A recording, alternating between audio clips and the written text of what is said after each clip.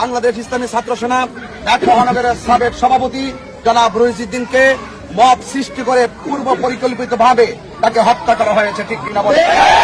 আমরা এটাও দেখেছি, তার উপরে মিথ্যা অভিযোগ তোলে তাকে গণপিটুনি দিয়ে থানার মধ্যে সুপর্দ করা হয়। থানার প্রশাসন আমার রহিসউদ্দিনের চিকিৎসা না করে সেখানে তাকে আটকে রাখা হয়, সেখানে চিকিৎসার অভাবে সেখানে সে মৃত্যুবরণ করে। কথা বলেন ঠিক? আমি মনে করি এই হত্যাকাণ্ডের পিছনে দুর্বিসন্ধিমূলক ষড়যন্ত্র রয়েছে।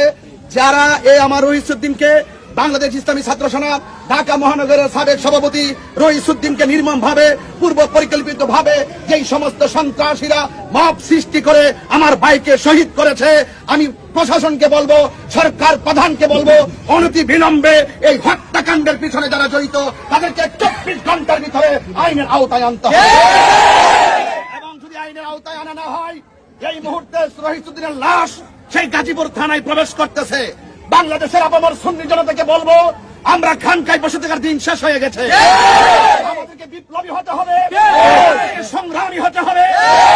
ভাই রহিসউদ্দিনের হত্যাকারীদেরকে যতক্ষণ পর্যন্ত আইনের আওতায় না আনা হবে, ততক্ষণ পর্যন্ত সারা বাংলাদেশের দুর্বল আন্দোলন গড়ে তোলা হবে।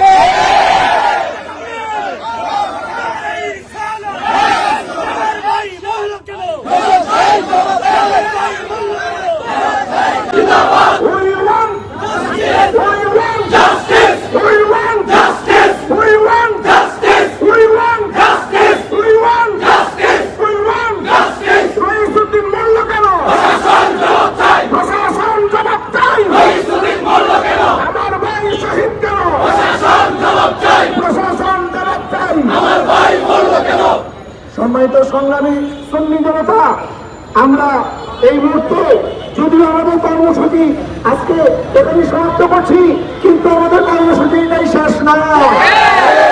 প্রশাসনকে একদম স্টেপ জানিয়ে দিতে চাই, আগামী 24 ঘন্টার মধ্যে রহিসউদ্দিনের হত্যাকাণ্ডের সাথে জড়িত যারা আছে তাদেরকে যদি দ্রুত গ্রেফতার করে আইনের আওতায় না আনা হয়, তাহলে আমরা বৃহত্তর কর্মসূচি ঘোষণা করব।